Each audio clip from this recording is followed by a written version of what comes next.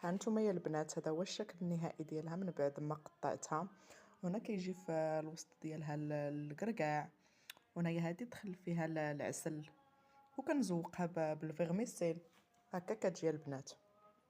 كنتمنى يعجبكم الفيديو، وما تنسوش تضغطوا على زر الجرس باش يوصلكم الجديد. شكرا لكم بزاف.